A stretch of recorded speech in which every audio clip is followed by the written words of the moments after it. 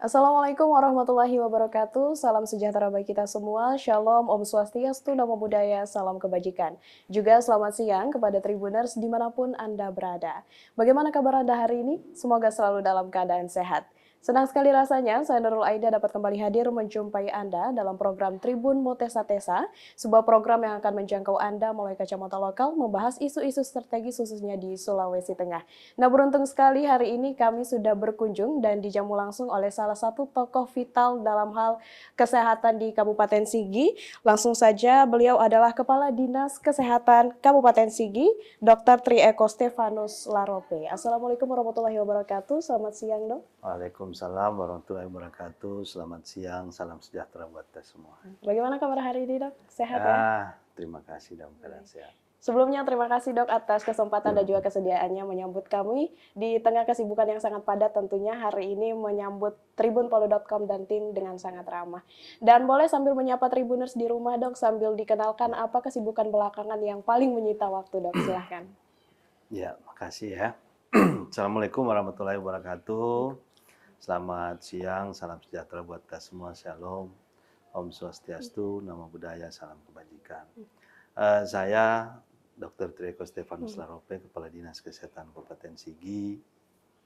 Apa yang disampaikan adik tadi terkait kesehatan ya, pastinya memang sangat peran penting, terutama dalam mengawal atau menjadi rencana strategis Dinas Kesehatan dalam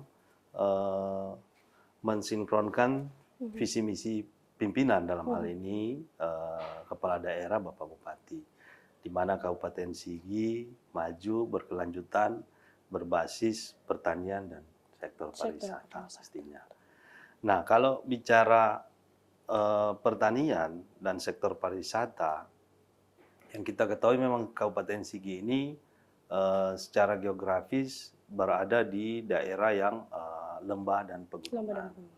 Pastinya memang pertanian itu menjadi sektor unggulan ya, dan juga pariwisata. Nah, bagaimana pertanian dalam hal ini bisa contoh, saya kasih contoh misalnya petani. Petani yang menjadi ujung tombak untuk menghasilkan produksi pertanian, jika mereka sakit, otomatis tidak akan produktif. Betul, ya. betul. Saya kasih contoh misalnya, dalam sehari petani bisa memproduksi 1 kilo, ya coba kita kasih contoh misalnya coklat ya, 1 kilo coklat. Nah, dalam 6 hari kerja berarti kalau dia sehat, dia prima, dia bisa memproduksi 60 kilo. Nah, sekarang kalau kita bicara petaninya sakit, yang seharusnya dia bisa produksi 60 kilo dalam 6 hari, terpotong jadi setengah, karena 3 hari dia sakit. Betul. Pastinya produksinya berkurang menjadi 30 kilo, sehingga berdampak pada produksi dia, juga berdampak pada ekonomi keluarganya. Nah, itu yang pertama, berarti kami Dinas Kesehatan dalam hal ini pasti akan bekerja sama dengan Dinas Pertanian. Ya. Sasaran kami pastinya di Balai Penyuluh Pertanian. Di situ teman-teman dari Puskesmas akan melakukan pelayanan kesehatan. Nah, di mana pasti pelayanan kesehatan itu juga menjawab ya yang terkait dalam Asta Cita Bapak Presiden, cek kesehatan gratis. Nah, ruang-ruang seperti itu kita masuk untuk melakukan cek kesehatan gratis. Di situ bisa untuk screening atau deteksi dini terkait penyakit-penyakit kronis dan lain-lain sebagainya. Nah, kalau kita bicara pariwisata, nah memang sektor pariwisata di Sigi dengan wilayah geografis di atas gunung, kita beri contoh kayak Paralayang ya. Paralayang, betul. Nah, di situ kami dari Dinas Kesehatan akan bekerja sama dengan dinas terkait pariwisata untuk memberikan jaminan keamanan dari hal kesehatan untuk para wisatawan, apakah wisatawan domestik atau wisatawan mancanegara akan merasa aman datang ke destinasi wisata di Kabupaten Sigi. Kenapa? Karena minimal ada yang kita bentuk kader-kader di situ atau masyarakat yang sudah dilatih, minimal bisa menolong pertolongan pertama kepada wisatawan apabila contoh dia datang dengan diare. Minimal ada pertolongan pertama yang diberikan oleh masyarakat setempat. Sehingga apa? Sehingga wisatawan akan merasa nyaman, merasa aman datang ke Kabupaten Sigi. Kira-kira seperti itu deh. Berarti ini masuk dalam program-program unggulan atau program prioritas yang sejalan dengan visi Bupati, Bapak ya? Iya, siap. Baik. Di Dinas Kesehatan. Oke, berbicara terkait isu kesehatan, tentu ini menjadi isu yang sangat krusial, Dok. Sempat disinggung tadi beberapa program unggulan, salah satunya terkait program kesehatan gratis. Nah, ini bagaimana mekanisme dan program yang diterapkan Dinas Kesehatan Sigi ini untuk memastikan bahwa masyarakat yang mungkin tidak tercakup dalam Jaminan Kesehatan Nasional atau BPJS PBI ini tetap mendapatkan pelayanan kesehatan gratis tanpa dipungut biaya, Dok? Iya, makasih ya. Yang perlu kita ketahui memang amanah undang-undang bahwa hak-hak dasar manusia hidup itu adanya pemenuhan layanan kesehatan. Betul. Diperkuat dengan instruksi atau yang sering kita dengar dengan program Bapak Presiden, cek kesehatan gratis. Pastinya Kabupaten Sigi dalam hal ini mendukung apa yang diamanahkan dari undang-undang dan juga dituangkan dalam program dari Bapak Presiden. Melalui cek kesehatan gratis, ya perlu kita ketahui ya, cek kesehatan gratis untuk Kabupaten Sigi itu yang pertama dilakukan. Di Provinsi Sulawesi Tengah, Kabupaten Sigi yang pertama melakukan cek kesehatan gratis. Kami launching di Puskesmas Biromaru, gitu. Tadi kami bertemu dengan Pak Bupati dalam acara HUT Rumah Sakit Torabelo juga ditekankan di situ bahwa masyarakat datang berkunjung, apakah berkunjung di fasilitas kesehatan tingkat pertama puskesmas, juga ke fasilitas kesehatan tingkat lanjutan di rumah sakit, wajib dilayani. Dilayani, betul. Iya. Dan tentu ini menjadi kabar baik bagi masyarakat, khususnya di Kabupaten Sigi, Pak. Iya. Baik, kita tahu bahwa memang selain isu kesehatan yang paling diperhatikan saat ini adalah terkait isu stunting, Pak. Iya. Di mana isu stunting ini menjadi prioritas kesehatan nasional saat ini. Dan berdasarkan data terbaru dari Kabupaten Sigi yang dikeluarkan di tahun 2024, ini stunting mengalami kenaikan, Pak ya. Baik, kabar buruknya seperti itu. Nah, mungkin apa strategi spesifik yang dilakukan oleh Dinas Kesehatan Kabupaten Sigi, khususnya bersinergi dengan pemerintah kabupaten menangani hal ini, Pak? Iya, makasih ya. Jadi kami perlu luruskan di sini, memang ada kenaikan untuk angka stunting, prevalensi angka stunting di Kabupaten Sigi tahun 2024. Ya, tapi perlu diketahui, angka stunting yang prevalensinya naik itu memang karena angka kunjungan yang datang berkunjung ke Posyandu untuk dilakukan timbangan, kalau dalam istilah kesehatan D/S itu memang cukup meningkat, ya. Jadi kami berbahagia, kenapa? Karena sasaran yang kami targetkan tercapai, gitu. Sehingga otomatis pastinya yang diintervensi akan meningkat. Nah, kami Dinas Kesehatan dalam hal ini ada namanya kami Gerakan Sejuta Telur. Nah, Gerakan Sejuta Telur itu kami turun ke puskesmas, kolaborasi kebetulan ya.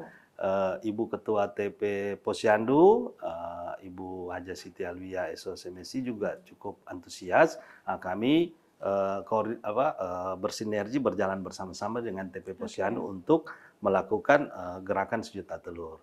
Nah, syukur saat ini Sigi yang kemarin berada di urutan 12 saat ini naik ke urutan 9. Berarti angka stunting kami mulai sedikit demi sedikit mengalami penurunan. Nah, diharapkan kami sama-sama berharap lah pastinya stunting di Sigi bisa, ya kalau bisa zero. Betul. Itu harapan kami semua, Pak. Betul. Baik, terkait penanganan stunting, kita melihat bahwa memang Posyandu ini adalah garda paling kecil, Pak, yang bisa ditemui oleh masyarakat saat ini. Di mana mengingat Sigi tentu memiliki wilayah yang sangat luas, tentu. Dan bagaimana koordinasi standarisasi kualitas antara Posyandu dengan dari Dinas Kesehatan, Pak, untuk memberikan pelayanan yang terbaik, tentu untuk masyarakat bisa mendapatkan pelayanan yang paling pertama ya, lingkup terkecil yakni Posyandu itu sendiri, Pak. Iya. Ya, terima kasih ya. Kami juga cukup terbantukan dengan inovasi dari Ketua TPPS, Tim Percepatan Penurunan Stunting dalam hal ini Pak Wakil Bupati, Bapak Dr. Samuel Yansen Pong, MSI. beliau dengan inovasinya yang namanya tim gemas. Tim gemas. Iya, jadi tim gemas itu melibatkan unsur Babinsa, juga Babin Kamtibmas yang ada di pastinya di desa ya. Jadi apa maksud yang dikandung? Jadi menghayo-hayo, ya. Jadi bukan cuma petugas kesehatan ini. Dalam hal ini promosi kesehatan yang melakukan promosi atau sosialisasi bahwa pentingnya penimbangan untuk baduta balita atau ibu hamil di posyandu. Tapi juga melibatkan stakeholder terkait di tingkat kecamatan, di tingkat desa, bahkan dengan melibatkan teman-teman dari Babinsa dan Babin Kamtibmas. Gitu. Jadi di mana terbentuk bahwa memang dalam hal ini ibu hamil dalam siklus kehidupan ya, ibu hamil dari terbentuknya janin di dalam kandungan sampai dia lahir, dia melahirkan bayi 2 tahun sampai bawah 5 tahun, itu melakukan penimbangan atau pengukuran status gizinya di pos pelayanan terpadu. Dalam hal ini di posyandu. Sehingga semua yang kita harapkan terkait pencegahan ibu hamil dengan kekurangan energi kronik, beresiko melahirkan bayi dengan gizi buruk, dengan stunting dan lain-lain, sehingga itu bisa diminimalisir bahkan tidak terjadi. Kira-kira seperti itu. Baik, dan tentu dengan akomodasi yang sudah disebutkan oleh dokter tadi, bagaimana memang memastikan masyarakat Sigi ini dapat mendapatkan pelayanan kesehatan tanpa terkecuali, dok ya, seperti itu. Nah, selain isu stunting, kami juga sempat melihat bagaimana kita sering mendengar terkait masalah kesehatan yang muncul akibat lingkungan, dok. Karena kita ketahui bahwa Sigi beberapa waktu lalu sempat terkena bencana, seperti itu. Baik, terkait hal tersebut, bagaimana dari Dinas Kesehatan Sigi mengelola mitigasi risiko penyakit seperti mungkin TBC, dok, untuk masyarakat sekitar yang rentan terkena dalam hal mitigasi bencana ini? Ya, makasih. Kalau kita bicara tuberkulosis, ini juga masuk dalam cita Bapak Presiden. Betul. Ya, menurunkan angka tuberkulosis bahkan sampai 50%. Karena data di Indonesia itu, Indonesia negara dengan urutan nomor 2 secara global angka penyumbang tuberkulosis. Maka dari itu Bapak Presiden lewat PHTC beliau, Quick Win, penurunan angka tuberkulosis. Nah, kami menjemput ruang-ruang, contoh misalnya cek kesehatan gratis. Nah, ruang-ruang seperti itu kami masuki. Nah, kenapa? Di saat cek kesehatan gratis, sekarang ini kan cek kesehatan gratis bukan cuma di yang menerima manfaat bukan pada yang berhari ulang tahun. Iya, sampai ke semua sasaran sekarang, lebih masif sampai ke anak sekolah lagi. Nah, jadi dengan cek kesehatan gratis itu kita bisa mendeteksi gejala awal apabila seseorang itu terduga menderita tuberkulosis. Jadi pentingnya kita mengetahui secara dini terkait penyakit-penyakit, apalagi tuberkulosis ini kita ketahui penyakit menular ya. Betul, dok. Kenapa? Karena ya kita kembali ke awal tadi, jika dia sakit-sakitan berarti pastinya akan berdampak pada produktivitas. Ya, sehingga apa yang kita harapkan pastinya tidak akan maksimal. Betul, dok. Baik, terkait dengan program-program yang sangat inovatif yang sudah dijelaskan oleh dokter tadi, berbagai dari program kesehatan gratis dan sampai penanganan dari TBC tadi, ini dok, tentu banyak sekali tantangan yang sudah dihadapi. Nah, sejauh ini apa tantangan yang paling utama, yang paling sering dihadapi oleh khususnya bagi Dinas Kesehatan Kabupaten Sigi, dok? Ya, makasih ya. Kalau bicara tantangan, mungkin kalau dari kami Dinas Kesehatan, ya jujur saja kami tidak mengalami hal-hal yang kendala di lapangan. Tapi yang paling sering ditemui oleh tenaga kesehatan yang ada di lapangan justrunya. Nah, kembali lagi yang kayak tadi saya deskripsikan, wilayah kerja kita di Sigi itu terdiri dari gunung, letak gunung dan lembah ya. Kalau kita bicara gunung pasti letak geografis yang jauh. Ya mungkin kendala di lapangan yaitu akses jalan ya. Dari satu desa ke desa yang lainnya memang membutuhkan waktu yang lama. Gitu. Kalau dari segi bagaimana keterkaitan antara masyarakat atau di tengah isu efisiensi anggaran ini seperti apa, Dok? Terkait efisiensi anggaran ya, kalau saya pribadi ya, Betul. saya tidak bicara institusi ya. Kalau ya kita ya, kalau memang efisiensi anggaran berarti kita mencari skala prioritas yang harus kita laksanakan. Oke. Gitu. Tapi itu bukan menjadi tantangan yang berat, Pak, Dok? Tidak. Kalau saya prinsip saya tidak. Dan baik, Dok, dan ini sudah di penghujung diskusi kita, tidak dirasa karena kita juga terbatas waktu. Mungkin ada harapan atau pesan yang ingin Dokter sampaikan khususnya kepada masyarakat Sigi dan juga terkait pemerintah kabupaten bagaimana bersinergi bersama membangun kesehatan yang lebih baik di Kabupaten Sigi ke depannya, Dok. Silahkan. Ya, makasih ya. Jadi saya selalu dalam setiap kesempatan, selalu tidak lupa-lupanya selalu saya mengingatkan. Kami dalam kesehatan itu ada 4 istilah ya. Promosi kesehatan, pencegahan penyakit, pengobatan penyakit, dan rehabilitasi dari pengobatan penyakit itu sendiri. Nah, nomor 1, 2, 3, dan 4 ini berurutan. Nah, selalu saya tekankan, janganlah kita masuk di poin ketiga dan keempat.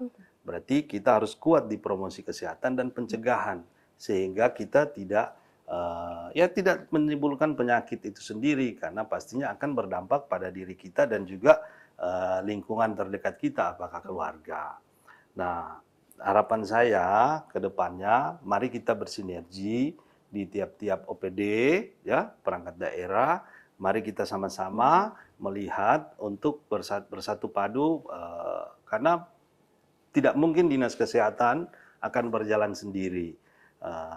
Pastinya kita butuhkan teman-teman di OPD lain untuk jalan bersatu padu. Pastinya untuk menciptakan masyarakat Indonesia yang lebih khususnya masyarakat Kabupaten Sigi yang sehat menuju Indonesia Emas. Baik, terima kasih, Dok. Ya. Artinya memang kita dapat simpulkan bahwa memang pembangunan kesehatan di Kabupaten Sigi khususnya tanpa adanya kolaborasi dari semua pihak, entah itu dari masyarakat maupun pemerintah kabupaten akan cukup sulit, Dok. Seperti itu. Baik, untuk itu Tribuners, terima kasih juga karena Anda setia menyaksikan kami dari awal hingga akhir. Saya Nurul Aida mewakili narasumber hari ini dan seluruh rekan redaksi yang bertugas pamit undur diri. Tribunpalu.com, mata lokal menjangkau Indonesia. Wassalamualaikum warahmatullahi wabarakatuh.